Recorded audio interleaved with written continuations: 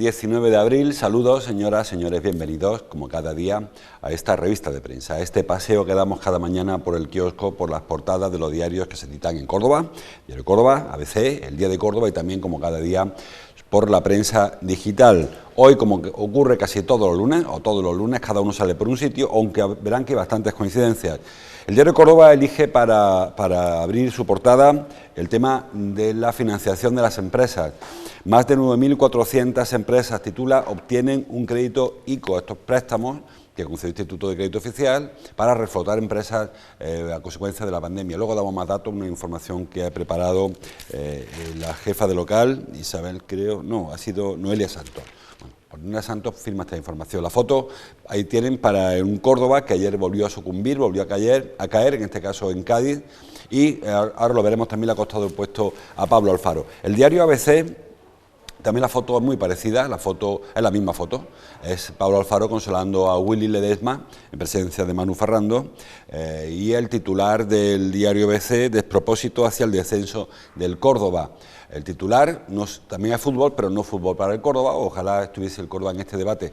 Guerra en el fútbol europeo por la creación de la Superliga, ¿saben? Es una competición que están fraguando los grandes equipos de Europa, liderados por el Madrid y por el City, por el Manchester creo que es el City, y donde se han sumado por los principales clubes de Europa, 6 británicos, 3 españoles, Madrid, Atlético de Madrid y Barcelona, y también equipos italianos, franceses, en fin, están ahí por crear una Superliga que sería una especie de liga por invitación, liga cerrada, que pone en riesgo sobre todo la Champions. Hablaremos también un poquito, aunque se lo dejo el tema a los compañeros de deporte, Fernando y compañía.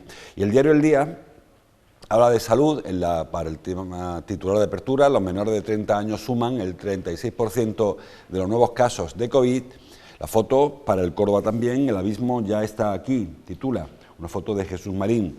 El Córdoba cae ante el Cádiz B y se aleja del objetivo. Luego hablamos al final del programa de este asunto y del cese de la destitución del técnico del Córdoba, Pablo Alfaro, que ya hoy dirigirá el técnico del filial, Germán Crespo. Dentro de un rato veremos en directo el primer entrenamiento, o tendremos el primer contacto con el nuevo técnico del Córdoba, con Germán, como saben hasta hace un rato, el técnico del Córdoba B. Empezamos por el principio, el tema de la financiación de las empresas. Dice el diario Córdoba que más de 9.400 empresas obtienen un crédito ICO, en concreto son 9.400, lo tengo un número por ahí que lo apunté antes, 9.414 las empresas que han solicitado un crédito ICO. Si se hace la media del dinero solicitado y las empresas que reciben ese crédito pillarán unos 158.000 euros, que en principio el problema de estos créditos es que no son ayudas, son créditos, es decir, las empresas que se han metido en este lío, pedir un crédito ICO, hay que devolverlo. Que es un poco lo que vienen reclamando las empresas con dificultades, empresas autónomos, micropymes, porque muchas de estas empresas, la mayoría, tienen menos de 10 trabajadores, son micropymes, son más pequeñas que las pequeñas empresas. Digo que el problema es que hay que devolverlo, que el dinero este no es una ayuda, que es lo que reclaman los empresarios, porque en otras circunstancias y otras líneas de ayuda, son ayudas a fondo perdido. Un empresario que no puede levantar la persiana, se le entrega un dinero pues para ayudarle a pagar alquiler, para los gastos que se mantienen en un negocio a pesar de que no pueden tener actividad, pero los fondos ICO, las ayudas ICO, como cualquier otro crédito que se haya solicitado, lo que ha hecho el gobierno ha sido avalarlo, nada más, ahorrarse el aval. Pero el dinero, con la carencia que tenga y con el periodo que tenga la amortización, habrá que devolverlo. Con lo cual, si la crisis se estira más de lo previsto y además la recuperación no es un rayo, cuando empiece esto a funcionar, salgamos todos directamente a consumir, es probable que las empresas tengan dificultades para devolver los créditos ICO, que ya está ocurriendo. De hecho, si recuerdan, hace algunas semanas, cuando se hizo memoria del Consejo del Tribunal Superior de Justicia de Andalucía, ya se advirtió que habría que reforzar los juzgados de lo mercantil porque se prevé, lamentablemente se prevé que haya mucho impago de los créditos que se están ahora solicitando, porque habrá empresas que, como les digo, no sean capaces de tener su negocio normal, para hacer sus pagos normales a sus empleados, a sus proveedores y además devolver los créditos ICO que hayan solicitado. Es decir, que esto un poco de trampilla sí que tiene. En cualquier caso, hay empresas que no han podido soportar esta situación tanto tiempo, que han pedido un crédito para intentar mantener su actividad a medio gas. Las que han cerrado ¿Para qué quieres un crédito? Un cierre, alerte y a esperar tiempos mejores. Las que han podido mantener cierto nivel de actividad son las que han pedido créditos.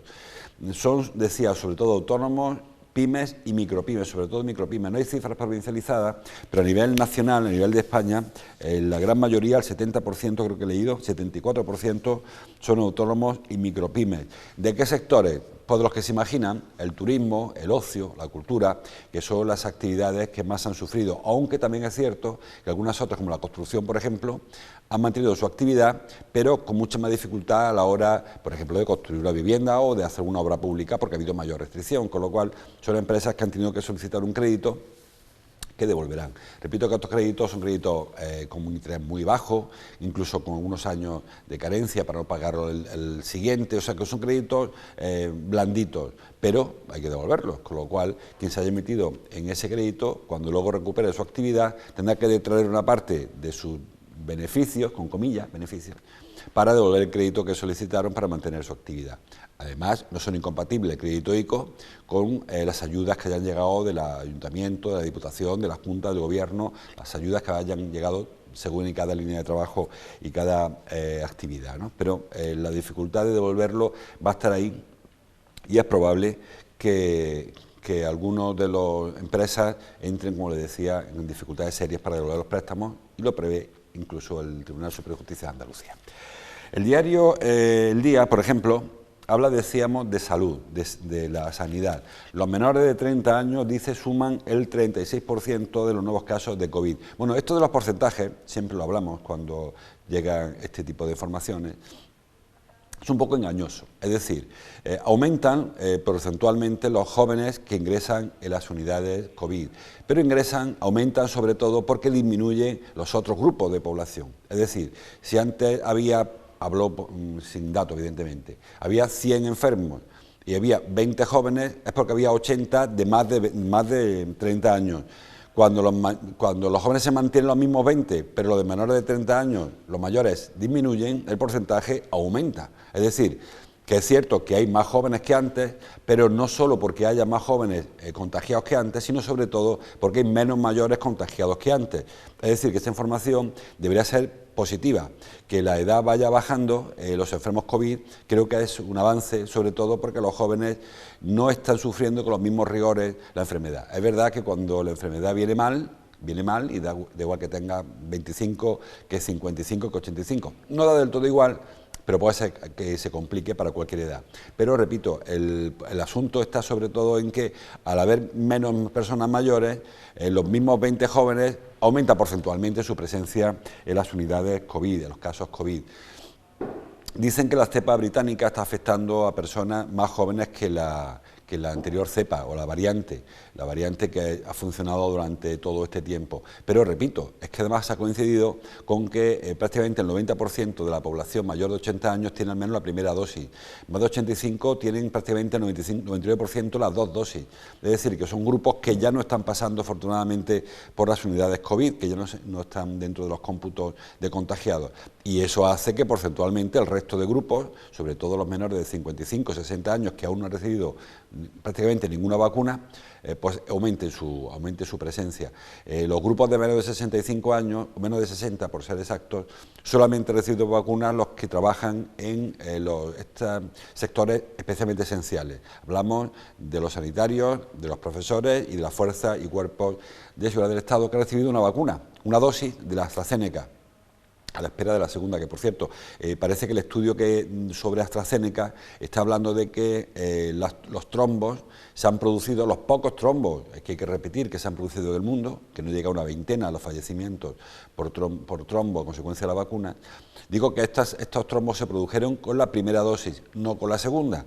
¿Significa que la segunda no produzca trombos? Pues no se sabe tampoco, pero estadísticamente los trombos se producen con la primera dosis, es decir, que todo apunta a que la Agencia Europea de Medicamentos y el resto de agencias vayan a aceptar las segundas dosis, si es cierto que las segundas dosis no provocan trombos, y no sé qué pasará con las primeras, en fin. Estaba como el del chiste, que me pongan solo la segunda, ¿no? Porque son las que no provocan trombos. En Janssen, que es la otra vacuna que parece que también tiene efectos secundarios muy peligrosos, esta semana tiene que decidir la Agencia Europea de Medicamentos si se administra o si no se administra. Todo apunta, según dicen los expertos, los epidemiólogos, los virólogos, los vacunólogos, que también existen, todo apunta a que van a decir que se restrinja la franja de edad. Un poco lo que está ocurriendo con el resto de medicamentos. Que se determine en qué franja de edad es más peligroso estadísticamente y que esa franja sea parte de los procesos vacunacionales. En principio, y se vayan aprovechando las dosis que van llegando para terminar con los grupos donde hay un riesgo menor, que riesgo cero no hay ningún grupo, pero sí que hay grupos con mayor riesgo y otros con menor riesgo. Bueno, pues parece que va a ir un poco por ahí el asunto. Espera de que esta semana la vacuna de Janssen vea el visto bueno, que digo, no va a ser total. Casi seguro que no va a haber un médico que garantice 100% la idoneidad de la vacuna, porque ha habido casos de fallecimiento, aunque muy pocos. La de Janssen ha habido en Estados Unidos 6 casos de 6 millones.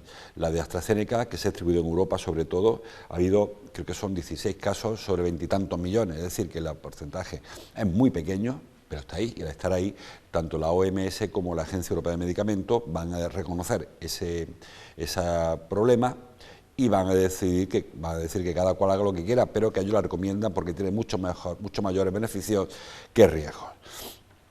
El diario Córdoba, le decía, habla en su titular de un tema que se nos escapa de nuestro ámbito, la guerra en el fútbol europeo por la creación de la Superliga.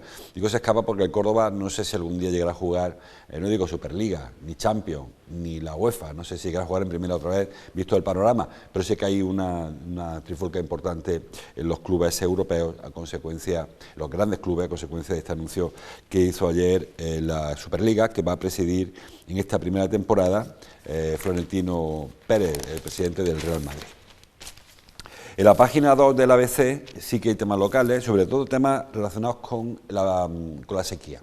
Titula: La sequía y las altas temperaturas ponen en peligro la futura campaña del olivar. Y no solamente la del olivar, sino ponen en peligro el actual sistema o el actual tejido que se produce en el campo.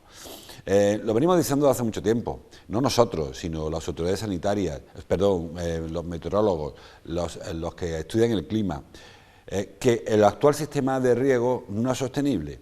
Se está consumiendo muchísima agua para regar nuestro campo y el problema es que cada vez hay más superficie de riego y cada vez hay menos agua. Por mucho que se empeñen algunos en construir nuevas presas, en crear nuevos pantanos, el agua está muy aprovechada. Es decir, se tira muy poca agua al mar, algo habrá que echar al mar porque si no secaríamos las marismas, en el caso de Doñana, por ejemplo, o en el caso del Delta del Ebro, o en la desembocadura de Guadalquivir en Sanlúcar.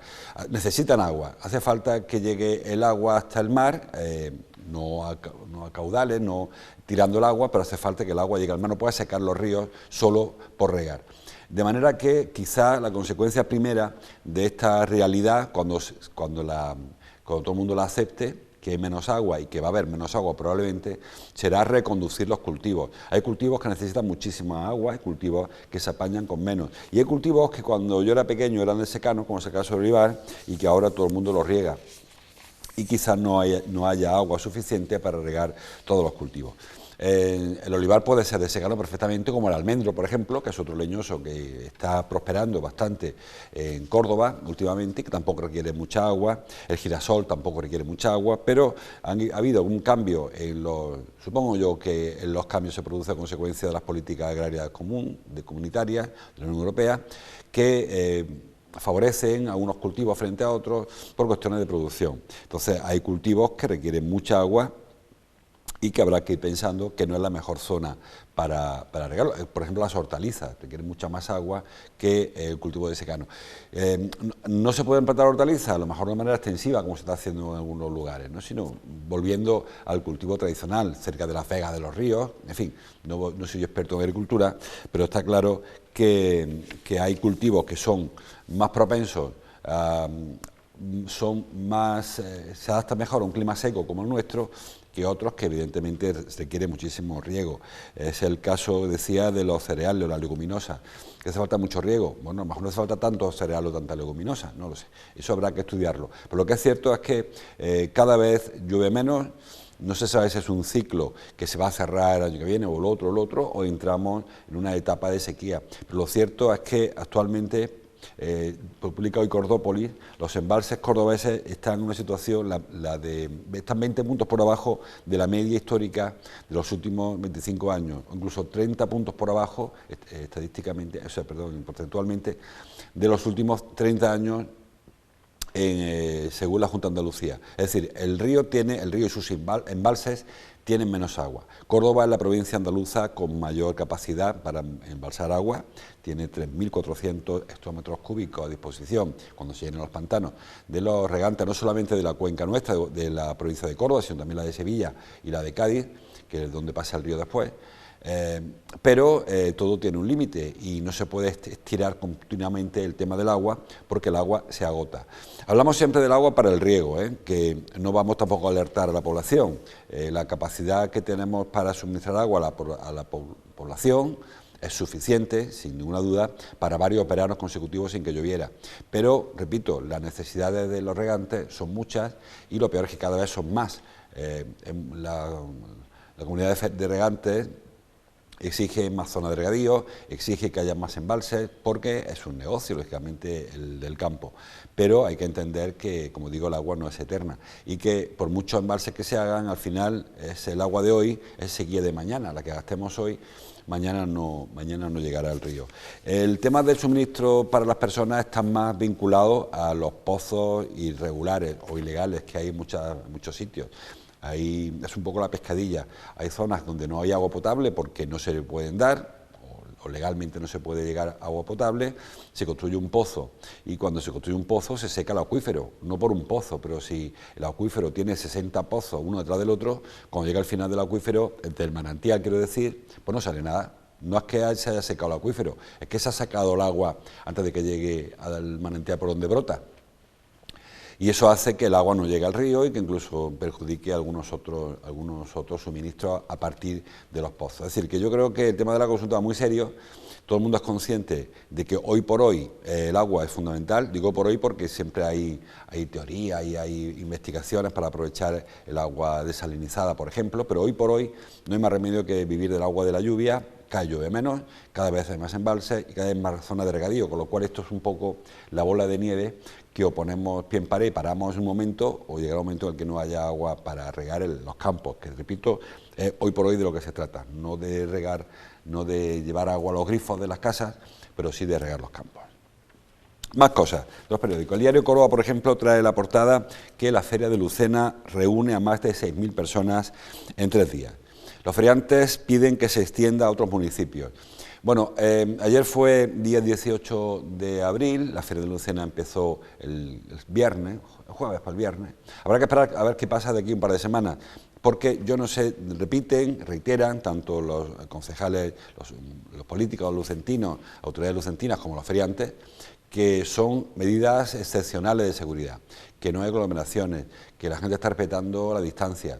Bueno, son 6.000 personas en 3 días, recuerden que de la Semana Santa de Córdoba, por ejemplo, luego hemos tenido las consecuencias de un repunte importante en el número de contagios, y a nadie se debe escapar que 6.000 personas en un recinto ferial se producen contactos que no se hubiesen producido sin esa feria de primavera de Lucena. Es cierto, y tampoco podemos ocultarlo, que los feriantes tienen una situación muy complicada, porque además ellos no tienen, como cualquier otro trabajador, una cobertura por desempleo, básicamente porque ellos trabajan en ferias y muchos de ellos se les contrata durante los 10 días de una feria, luego van al paro, se les contratan otros 10 días a la feria, luego vuelven a ir al paro. Con lo cual, cuando llegó la pandemia, les pilló a muchos parados directamente, sin cobertura, sin subsidios y con la perspectiva de no trabajar en meses o en años, porque ahí ya saben, tanto Sevilla como Córdoba, bueno, todas las grandes ferias de Andalucía se han suspendido en 2 ediciones consecutivas. No ha pasado nunca, que haya una feria mala por agua, vale, y muchas ferias han pasado de largo, pero 2 ferias consecutivas no suele ser habitual. En este caso lo está haciendo. Y esta alternativa, como se está dando en Lucena, o como en Sevilla, ese parque de atracciones que se pretende montar, tiene ese riesgo de que haya aglomeraciones. Las fotos que hemos visto, como la que estamos viendo ahora, que es del día, muestra, pues eso, distancia de seguridad, no hay aglomeraciones, pero cuando luego nos da las estadísticas, nos dicen que son 6.000 personas en 2 días, pues con estas fotos no salen 6.000 personas en 2 días. O sea, habrá habido momentos con muchas más imágenes, con muchas más personas en las ferias, porque si no, no hay esa posibilidad. Y una tómbola como la que estamos viendo, con 4 personas comprando boletos, es que no es rentable tampoco. Es decir, que aquí estamos jugando siempre con ese equilibrio, el de la prudencia en cuanto a los contactos y el de la capacidad de una empresa para hacer algún tipo de negocio. Si no hay nadie, como en esta foto, no hay negocio. Y si no hay negocio, ¿para qué la montas? Y si lleva gente, hay un riesgo de población. Entonces, ¿para qué lo montas? Es decir, que aquí hay un poco de este sinsentido en muchas de las actuaciones que estamos llevando a cabo en esta fase de la pandemia, que pretendemos, por una parte, cortar las ferias, cortar los contagios, pero por otra parte queremos dar sensación de cierta recuperación. Ayer domingo a las 8 de la tarde echaron la persiana en los bares. Dice el diario ABC, toque de queda a pleno sol para la hostelería. Cuando más apetecía sentarse en la terraza, pues hubo que recogerla. Dicen los expertos que los contagios al aire libre son muy pocos, la mayoría se producen en los interiores de los establecimientos. Yo no sé hasta qué punto es más peligroso contagiarse a las 8:15 en la Corredera que a las 8:45 en recinto ferial de Lucena, no lo sé. Eso seguro que hay expertos que entienden más que yo y dirán que es más peligroso estar en una mesa sentado con la gente con la que convives a las 8:30 que reunirte con gente que no ves nunca en el ferial de Lucena. No, ya le digo, no sé cómo funciona esto, pero lo cierto es que no hay nadie contento. Ayer me enviaron una nota los comerciantes de la judería, en la que aseguraban que esta es la puntilla de lo que le faltaba ya a la judería, ahora que estaba un poquito levantando la cabeza, volver atrás con estas 2 horas menos de negocio para la restauración de la judería, porque el resto influye poco. Una tienda de zapatos, entre cerrar a las 10, que realmente era a las 9, o a las 8, le va a ir de poco, pero sí que efectivamente las terrazas le quitan 2 horas de máximo negocio, porque de 8 a 10 da tiempo algo de cena, a las 8, pues con nuestros hábitos poco europeos en ese sentido, muy poca gente cena va a levantarse a las 8 de la mesa. Pero bueno, en principio esta es la semana en la que se va a volver a testar, el jueves habrá de nuevo evaluación, las cifras no van bien, vamos hacia arriba, pero es verdad que vamos muy despacito hacia arriba. De manera que cuando se toque techo, que todo el mundo entendía que sería entre el sábado y el domingo cuando se toque techo en contagios, según los expertos y en este caso estadísticos, casi más que epidemiólogos, pues que se empezaría a bajar. Bueno, hoy veremos los datos de aquí a un rato. Si es verdad que las tasas van bajando y se puede pensar que para el fin de semana que viene se recupere el horario que se perdió ayer domingo. Repito, que iba a ser el viernes, pero luego se trasladó al domingo para evitar precisamente este daño a la hostelería, que son los más afectados cuando hay ese tipo de recortes. Hay más cosas en los periódicos, aunque, como le digo, muchas de las cosas son de ámbito que se escapa del ámbito nuestro. Dice el diario El Día, Cultura analiza esta semana la candidatura del paisaje del olivar para Patrimonio Mundial. Bueno, yo creo que el olivar es patrimonio, no sé si de la UNESCO o no, saben que, por ejemplo, de la Mediterránea sí, pero no sé los valores, si realmente el olivar tiene ese valor paisajístico como quieren hacer ver. Esto de los clubes en los que se recomienda un monumento, una ciudad o un paisaje frente a otros, tiene un problema, y es que cuando la lista va aumentando, va perdiendo valor. Es decir, no es lo mismo que Córdoba estuviera o esté entre las 10 ciudades más interesantes del mundo, que esté entre las 100 más interesantes del mundo o entre las 1000 más interesantes del mundo. Cuantas más ciudades haya, pues son menos interesantes, lógicamente. Y aquí ocurre un poco igual, ¿no? Si hay un monumento natural que es reconocido con un nivel de protección, pues es interesante, se puede ir a ver. Cuando todos los monumentos tienen protección, ya ese club deja de ser tan elitista. En Córdoba, la provincia, saben que hay 3 parques naturales, el de Hornachuelos, el de la Subbética y el de Cadella Montoro. Si hubiese más de 3, si hubiese 12, pues perderían perderían ese plus, ese marchamo, ¿no? Pues esto pasa un poco con la UNESCO también, que no es lo mismo una lista en la que haya 100 sitios o 100 lugares o 100 ciudades que cuando la lista se estire y se estire y se estire.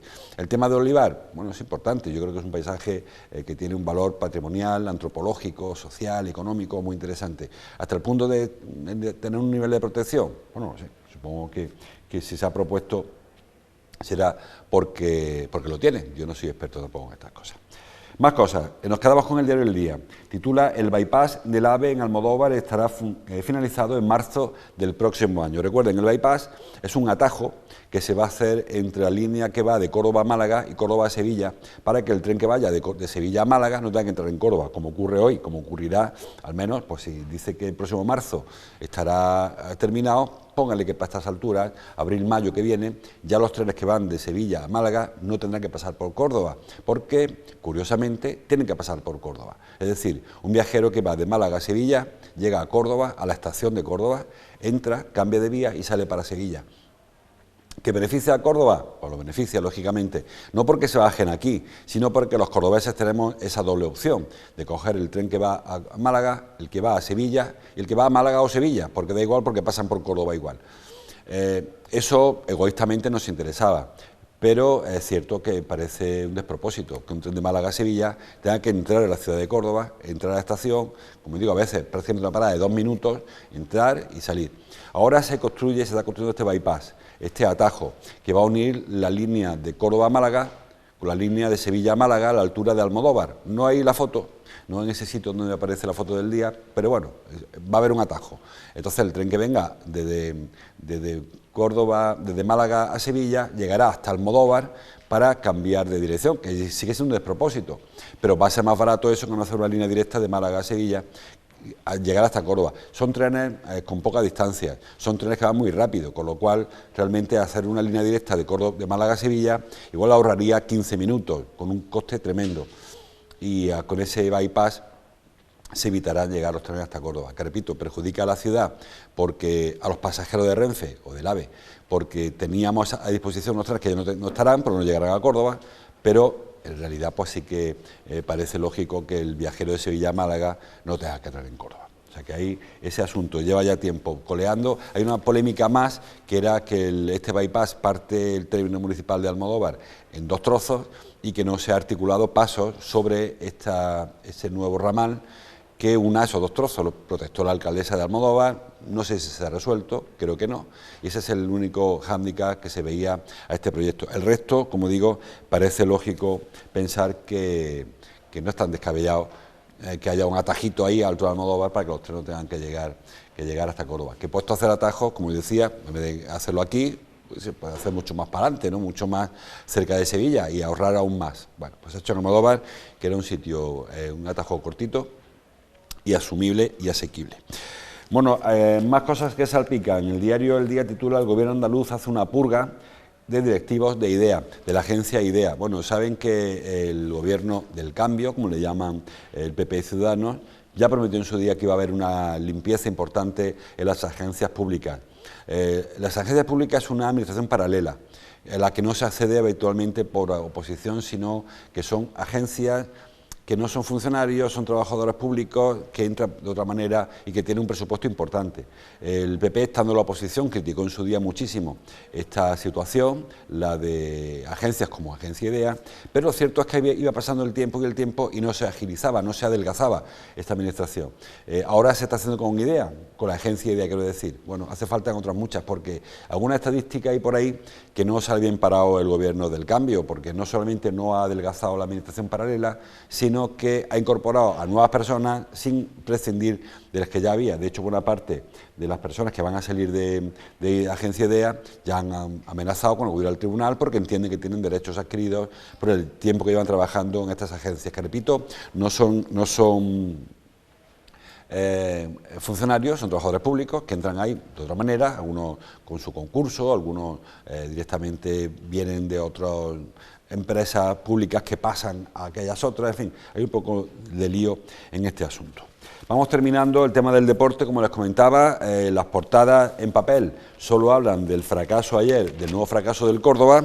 El diario Córdoba titula: "El Córdoba Club de Fútbol se acerca al abismo", el ABC: "Despropósito hacia el descenso del Córdoba", y el diario El Día: "El abismo ya está aquí", titula, con foto en este caso de Jesús Marín, les decía. Bueno, hay que añadir a esta información, para acabar con esta: el Córdoba matemáticamente lo tiene muy difícil, hace falta una carambola ya a 3 bandas para que el Córdoba no baje de categoría, porque se escapan, tanto el Sevilla como la Valona, se escapan, son 2 puestos los que van a permanecer en esta segunda división RFEF, de manera que va a ser complicado que el Córdoba permanezca en esa categoría y no baje a la siguiente división, la segunda RFEF, que es lo que todo el mundo temía y parece que va a ocurrir.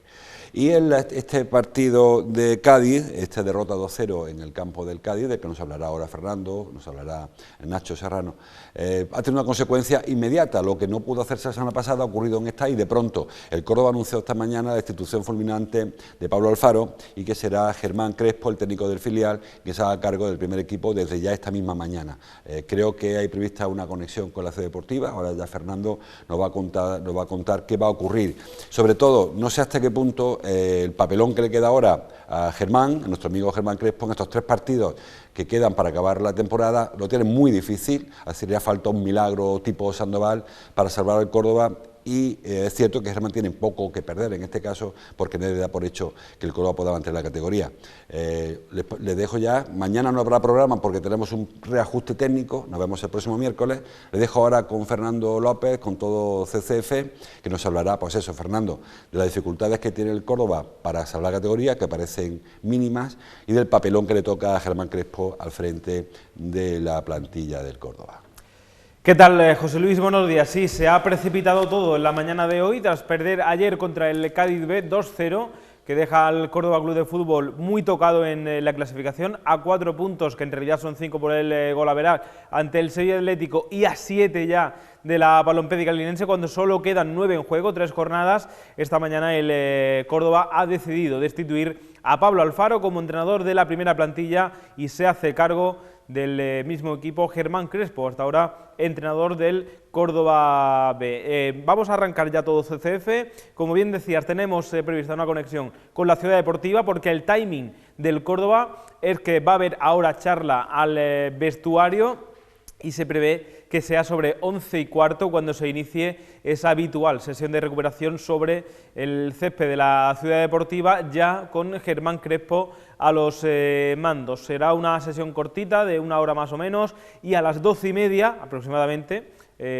también está previsto que comparezca Pablo Alfaro en una rueda de prensa telemática para despedirse de los aficionados a través de los medios de comunicación. Y como bien decías, a las 11:15 estaremos allí en la Ciudad Deportiva.